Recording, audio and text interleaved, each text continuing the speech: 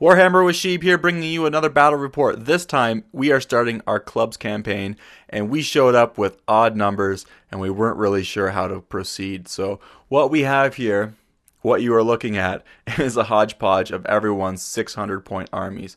And we decided to go 3 on 3 on 3. So, on one side, let's start down the middle. I brought 600 points of Dark Elves and two other clubmates, Lizardmen and Demons of Chaos. I brought 6 Cold One Knights, Cold One Chariot. We have a Bulbasaur with the laser beam on top. We have some Saurus Warriors, Beast of Nurgle, 6 Doomfire Warlocks, 12 Dark Shards. This is my story character.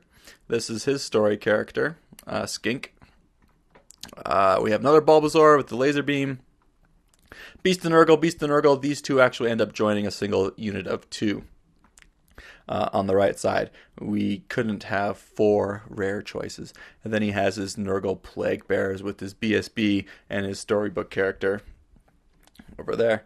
So the way that this campaign works is we have a story character, and I didn't take photos of the first mission, the first scenario, when we entered the cave in search of the Mask of Nagash.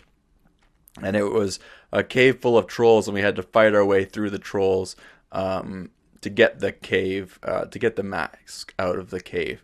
And it turns out that newbie of our group, Owen, managed to take out the mask, so he gets it in his army. Now the mask is it grants the bearer some insane powers.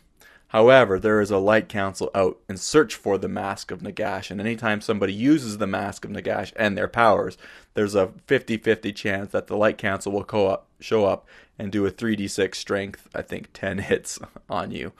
And you get a 6-up ward. That's all. So pretty much if you use the mask, there's a 50% chance you're going to die from the Light Council detecting you and coming in and zapping you. This scenario was supposed to be played doubles. And then every table was supposed to be 3 tables, but we had a clubmate drop out, so we had uneven numbers. And so this is why the table is looking like it does. So let's go forward and let's take a look at the other armies. We have Vampire Counts, we have Tomb Kings, and we have High Elves. We have some Blood Knights, Zombies, Archers, more Archers, Skeleton Archers, Bolt Thrower, Casket of Souls. Over here we have a unit of, I think, 15 to 20 Graveguard, a big Necrosphinx or War Altar. There it is there, a giant monster. And then we have White Lions, a block of White Lions. On the left flank, we have Warriors of Chaos, who have suspiciously looking chariots that look suspiciously like High Elf chariots. With their Warriors of Chaos chariots, we have Warriors of Chaos with the Mark of Nurgle. We have a long line of 20 dwarf crossbowmen, an organ gun, and a gyrocopter. We have a horde of 21 executioners with some dark shards, and we have a repeater bolt thrower off to the side. So this is everyone's 600 points combined. And there's a better look up at the close-up of the beautifully painted armies. This Tomb King army was newly acquired by one of our clubmates by another friend who was selling his army, and so there we go. They're storybook characters. I think one's in here and one's in here. This is a vampire. They all have the objective of working together until turn 5, when we turn on each other and try to take the mask. But up until then, we should be working together. So first turn, major declared charge. Blood Knights go into the Nurglings there. Everything else sort of shimmies forward and moves up on their side. White Lions, the War Altar, and the Grave Guard. Zombies move up too. And the Skeleton Archers kind of shimmy and take a better aim. Casket of Souls unleashes its death and puts 2 wounds on the organ gun. We managed to kill with the bolt thrower Warriors of Chaos chariot that's no longer there, so fantastic for that side. And then everything else is just shimmying forward. I get pelted with some repeater bolt throwers, high elf bolt throwers on the hill, and I lose 5 guys. And in combat, the BSB wizard gets a wound. His storybook character takes a wound. but with all his strength of his Nurgle attacks against them, he managed to beat them on combat res, and they crumbled by 2, and they had 2 remaining, and there we go. His storybook character went down, the vampire counts. So, pretty brutal battle at the beginning. Went not messy, overran into these zombies. Beast of Nurgle charge into this block of zombies. I enter this building. Doomfire Warlocks move over like that. And then we have the laser beam dinosaur shimmies up forward like that. Soros move up. I move up my cold ones and my chariot. Granted, I'm going to give this chariot a really good, easy charge against my cold one knights. However, my other clubmate Shane assured me that he can cast Curse of Anarchy on him, and it's going to significantly deter him from charging this turn, and allow as well as weaken his weapon skill. So, okay.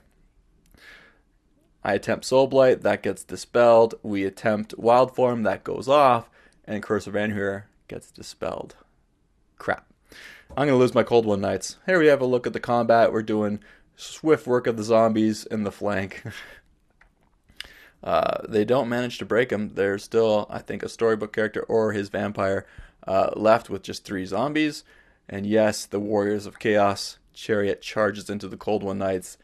And Cold One Knights are amazing, but not when they get charged. Beasts of Nurgle park themselves in front of the Warriors, and so they get charged.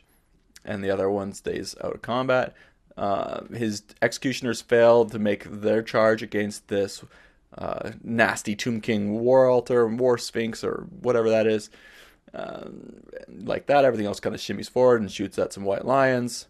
I lose 2 to impact hits, 2 more after the combat's done, and I only put 2 wounds on him. I flee, I break, he runs me down. Crap. That was my hard-hitting anvil, or my hard-hitting hammer. Goes through the one Beast of Nurgle, overruns into the Saurus. Crap. Now I can't charge or march these guys into another combat, into a combo charge. I'm going to have to reform them and put them over here somewhere. So here's a look at the top of turn 1 or 2. Yeah, this is the end of turn 1, so this is what the board looks. You'll have to excuse the bottles of beer and the other mess. We are only playing on one table, and there are 9 of us around this table, so we do have a lot of magic cards. These magic cards, as I'm sure some of you are probably wondering, what are they? They are custom items that we got. Each team got 6 magic items. So I don't really remember what everyone else had. I have the ability, I have Hatred, my character has Hatred. We have the ability to make fleeing units rally on if they automatically rally. This unit gives this unit banner, gives them that unit frenzy. This guy also has a 3-up ward, and he has, I don't know, some other spell. And this guy has a cool shield that lets you take like a strength 5 hit in close combat or something like that. So there's the Skull of Nagash. His character who had it was killed, and it scatters 2d6 that way. So it's just behind his unit there. So he was killed by, at the top of his turn, he used a spell, and the Light Council came and zapped him. So his storybook character was down for the count. And then we have the archers moving up in their turn. War Altar, Tomb King thing charges into the executioners. Booyah, gonna make some Dark Elf squishy meat there. And then we have a look at the White Lions also getting a nice combo charge on their flank. With the gyrocopter hiding peacefully, hopefully safely behind. Casket of Souls unleashes a nasty, nasty volley. Takes out 2 dark shards, bounces onto the Warlocks. Warlocks manage to ward off everything. This Skink's got a 3-up ward against shooting and magic, so it manages to ward off that. Bounces to the Saurus. Saurus take a few casualties, and then it bounces to my chariot, who doesn't take any wounds, but the Warriors of Chaos chariot finished him off. So fantastic roll for the Casket of Souls. The undead lore, taking multiple Casket of Souls and unleashing them on a magic phase is just devastating. I lose more guys to Skeleton Archer Fire. I only have 2 Dark Shards left. In combat, the Nurglings, the Plague Bearers, make short work of the zombies, and they reform like that. And the Beasts of Nurgle, they take care of those zombies too. And then here we have the overrun and the complete slaughter of the executioners.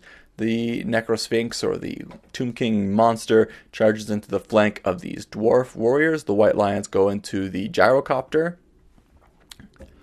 And on my turn, I attempt to charge into the dwarf warriors as well, but I fail. And my Doomfire Warlocks move up here like that. We have the warriors now in combat with the Saurus, but they do have wild form off, and we're going to make some quick work of them, hopefully. They are Mark of Nurgle, however, Colin forgot to factor that in. So they probably should have stayed around in combat. Spoiler alert for the rest of the video. And here we have just look at the board of what's happening. Dark Shards are still alive, but not a lot going on over there. I attempt a Soul Blight on those warriors. It gets dispelled because they know that that's a brutal spell. And then we manage to get off wild form. And that's when we inform them that, by the way, this is Frenzied Frenzied Saurus. There we go. His storybook character does go down in the challenge. And they overrun. And they look like that. My chariot failed its charge, which was a fairly long charge. Wasn't expecting. I think I needed a 9 on the dice. And then we have a look at the board. The white lions kill the gyrocopter because they can. And then the dark shards they flee.